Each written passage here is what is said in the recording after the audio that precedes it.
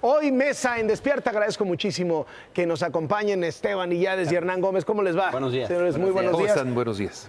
De bote pronto, ¿caerá Nicolás Maduro con esto? ¿Va a caer Maduro, Hernán? Bueno, mi deseo sería que desde luego que caiga. No siento que lo que está haciendo Estados Unidos y los países de América Latina que están siguiendo, casi alineándose automáticamente a la política exterior de Estados Unidos, vaya a ayudar a eso.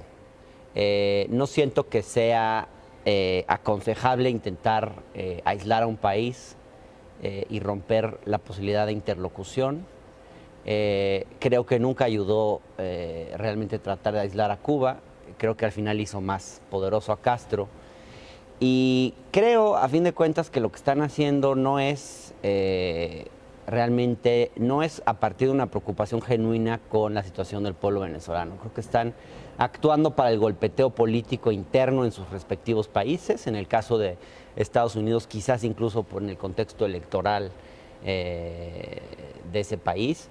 Y no veo, la verdad, que por ahí vaya a darse una solución al conflicto que se vive en Venezuela. Creo que lo que están haciendo es irresponsable y que puede agravar la situación. Desde tu punto de vista, Esteban Illades. Para que caiga tiene que suceder una de dos cosas, o escalar el conflicto con Estados Unidos, que ya Diosdado Cabello dijo que les iba a quitar la luz y el gas en la embajada, que Estados Unidos siga aumentando la retórica y que incluso Donald Trump, que su sueño es invadir Venezuela, que eso suceda, o que el ejército se voltee contra Nicolás Maduro, ¿no? Lo más probable es lo segundo, aunque falta muchísimo para que eso suceda, porque el ejército ha sido cooptado históricamente por el gobierno a través de prebendas en PDVSA, en la compañía petrolera, por ejemplo. Entonces, mientras tenga ese apoyo, no va a caer. Lo que va a pasar en estos días es que se va a incrementar la violencia, se va a incrementar el desabasto, va a estar la situación peor de lo que estaba antes, pero no necesariamente cara. Yo creo que a la larga Nicolás Maduro tendrá que renunciar a una salida, tendrá que ser una salida negociada para que esto pueda solucionarse. Ahora, lo que tenemos del otro lado es una llamada de Vladimir Putin y una advertencia a Estados Unidos que ni se le ocurre intervenir militarmente. Es como reeditar los tiempos de la Guerra Fría, ¿no? Sí, en cierta forma, lo hablábamos hace un momento antes de entrar a este espacio, Esteban y yo, hay un poco un tufo a años 70 con esto. Desde luego que nunca la historia se repite de la misma manera, pero sí, hay algo de eso, me parece. Yo quiero hacerles un comentario. ¿Mala injerencia de los dos lados? O sea, decir, mal intervencionismo tanto de Rusia, de China como de Estados Unidos y demás. Sí, claro. Sí, y yo creo que China no se ha hablado mucho en esto, ¿no? Estamos hablando de polos, yo decía antes, Rusia, Estados Unidos, pero China va a ser un factor muy importante, ¿no? O sea, la compra, digo, aunque PDVSA produzca mucho menos de lo que producía antes, China, Rusia e Irán son los principales compradores, ¿no? Entonces ahí tienes un polo muy importante del cual no se habla. Hablaban hace un instante de salida negociada. ¿Qué se imaginan? ¿Encontrar una figura con la que puedan convivir tanto Maduro como Guaidó, que asuma una suerte de presidencia interina y convoque a nuevas elecciones, o sería ir demasiado lejos? ¿Qué se imaginan cuando hablamos de una salida negociada? Pues yo imagino algo que la verdad es muy difícil. Recordemos que las pláticas en República Dominicana, las últimas, pues fueron un absoluto fracaso. Claro que tendría que haber una tercera opción, que pues hasta en este momento se ve muy difícil porque Guaidó realmente es muy belicoso. Guaidó está diciendo, ya está hablando a nombre de Venezuela, mientras que Maduro está hablando también a nombre de Venezuela. Digamos, entonces ninguno de los dos podría ser la salida, ¿no? Tendría que negociarse. Para eso está México, para eso está Uruguay, con esta declaración que dieron hace 2 días. Es una declaración muy buena, la verdad. Tendría que haber una tercera figura, pero dudo que Nicolás Maduro entrara a eso. Yo creo que Nicolás Maduro lo veríamos más bien huyendo en algún momento cuando las cosas cayeran, pero yo no pienso que Nicolás Maduro aceptaría una tercera figura. Yo, de entrada, creo que no debemos confundir a la opinión pública con la idea de que Venezuela tiene 2 presidentes. No estoy de acuerdo, Enrique, Carlos, de que nos refiramos en los medios de comunicación a Juan Guaidó como el otro presidente de Venezuela. Juan Guaidó es un autoproclamado presidente de Venezuela. Imagínense ustedes y díganme si estarían de acuerdo que en 2006, por ejemplo, Venezuela hubiera reconocido a López Obrador como el presidente legítimo de México y los medios de comunicación de ese país se refirieran a López Obrador como el otro presidente de México. Creo que no estaríamos de acuerdo. Yo creo que debemos ser muy precisos. O sea, no hay 2 presidentes en Venezuela, hay un presidente que es Nicolás Maduro, que es el que tiene el control efectivo del territorio. Lo que está haciendo Estados Unidos es irresponsable y puede generar una guerra civil en Venezuela o un conflicto que escale, porque además es contrario a la carta, no solo es políticamente equivocado, sino que es contrario a la Carta Democrática, porque no puedes tú reconocer a un presidente que no tiene un gobierno, un supuesto gobierno que no tiene control efectivo del territorio. Pero ahora, hay Entonces, división esto es en la un opinión teatro, pública. hombre. Aquí en México, la opinión pública piensa de una forma dividida en cuanto a lo que tú estás diciendo de Nicolás Maduro, contra una posición del gobierno mexicano que mantiene el reconocimiento a Maduro como presidente, ¿no? Claro, a mí nada más me gustaría rebatir eso. O sea, yo creo que la analogía con López Obrador en 2006 no es correcta porque López Obrador no era el presidente de la Asamblea, no era el presidente del Congreso en ese entonces, era el candidato perdedor. Y aquí lo que tenemos también es una interpretación de la Constitución venezolana. Digo, sin ponernos muy técnicos, el 233 y el 333 de Venezuela es en lo que se está amparando Guaidó para tomar esta posición. Una lectura muy cuestionable, pero además, ¿de cuándo acá Estados Unidos se puede volver el intérprete de la Constitución venezolana? A ver, Pero a ver, Estados Unidos no es Guaidó, Guaidó es otra persona. El artículo 232 o 233 no establece, o sea, lo que establece es que a falta, digamos, cuando hay una falta absoluta del presidente, es decir, que éste estuviera imposibilitado de tomar posesión, físicamente imposibilitado, digamos, el presidente de la Asamblea Nacional asumiría la presidencia de forma interina y convocaría elecciones. No es el caso, lo están interpretando así porque están diciendo, pero es que como ese presidente es ilegítimo, entonces significa que no está, ¿no? Es una lectura muy forzada. O sea, yo creo que es una lectura que no tiene ni pies ni cabeza. Y no estoy defendiendo a Nicolás Maduro. O sea, pero la lógica de la oposición es, como Maduro y su régimen han violado la Constitución persistentemente, nosotros, oposición, también la violamos y la interpretamos como se nos antoja. Digo, sin ponerlos muy técnicos, vamos a validar no somos constitucionalistas venezolanos, Hernán y yo. El 233 también establece la revocatoria popular del mandato. Es decir, también se están anclando de eso, que es, se desconoce las elecciones del 20 de mayo del año pasado, en la cual no participa la oposición, en la cual hay un 20% de participación general. Entonces se habla que con las manifestaciones, con la falta de participación, se le revocaría popularmente el mandato. Esa es otra un poco lo que decía interpretación. Esteban hace un rato es, hay instituciones, no solamente alguien que se autoproclama presidente, hay un par de instituciones que lo respaldan. ¿Qué piensas de eso? ¿A cuáles te refieres, Carlos? Hablabas de la Asamblea. Estoy hablando de la... Bueno, sí. de hecho hay un poder paralelo, El porque Congreso. es el Congreso y también hay un tribunal superior Déjenme hacer un de exilio. resumen breve del cuadro de Venezuela, porque es que todo el mundo está hablando de Venezuela y de la situación sin tener antecedentes de los 2 o 3 últimos años. Aquí lo hablamos en su momento, Carlos, pero Venezuela hasta diciembre de 2015 tenía mayoría del chavismo.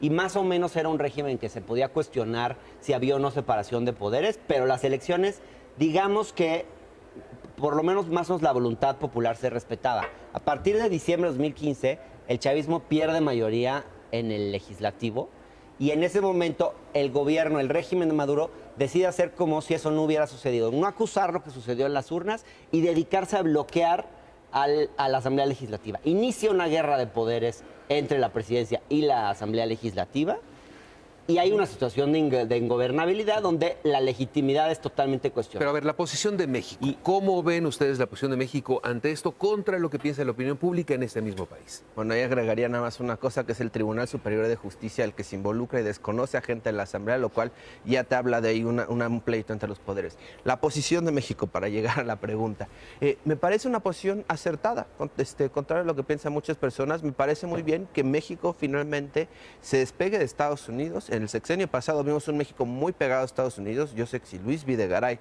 fuera el canciller en este momento, estaríamos reconociendo a Guaidó sin duda.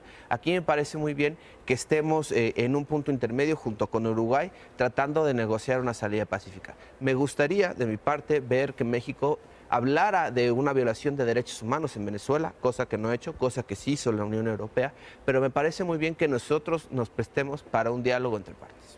La posición de México es razonable, me parece que claro que es arriesgada o tratar de mediar, de generar interlocución, claro que hay riesgo de que nos utilicen para ganar tiempo, pero creo que hay dos opciones, digamos. Una es la escalada del conflicto hacia lo militar y otra es la negociación, una salida negociada.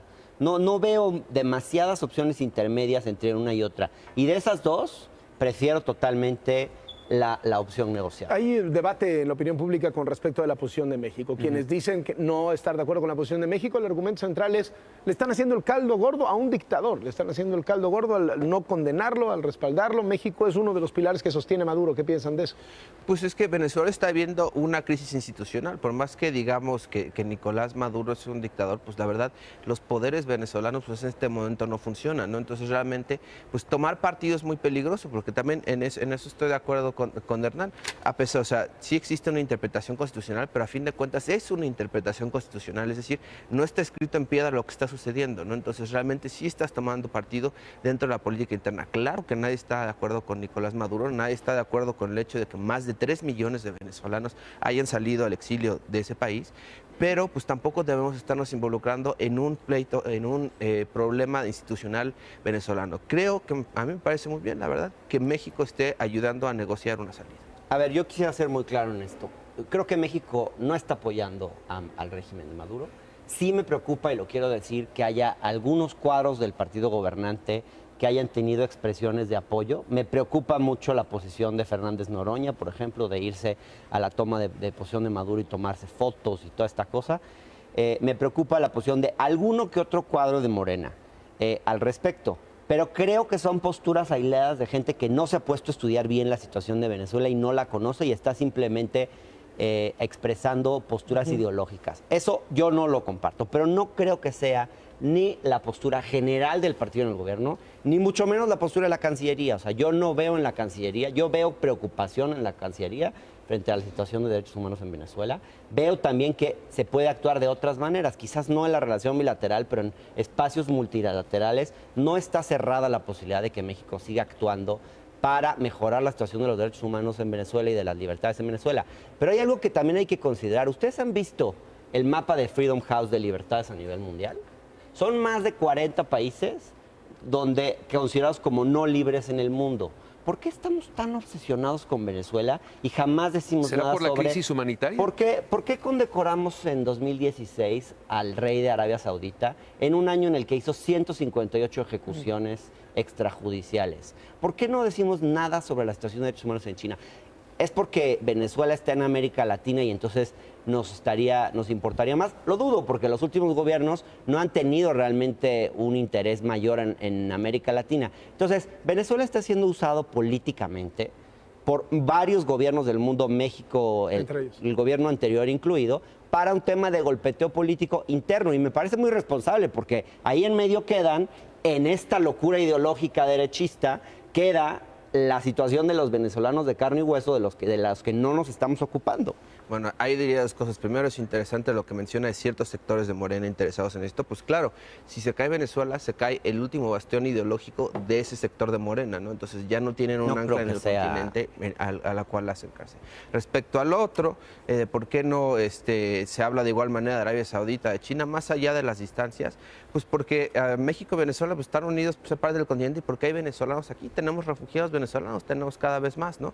Y México, pues históricamente ha sido una voz en América Latina, entonces claro que ha sido la voz fuerte en el vecindario, entonces por eso nos interesa más allá de lo que suceda. Con Venezuela que es casi enfermiza, digámoslo claramente. O sea, yo no sé por qué el tema de Venezuela enciende los ánimos de una manera tan fuerte cuando descuidamos totalmente otros autoritarismos que son mucho peores a nivel mundial.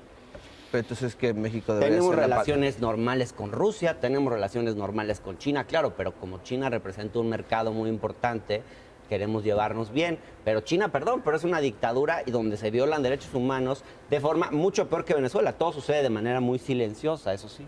Digo, si irnos muy lejos, nada más, entonces México debería ser la patrulla del mundo.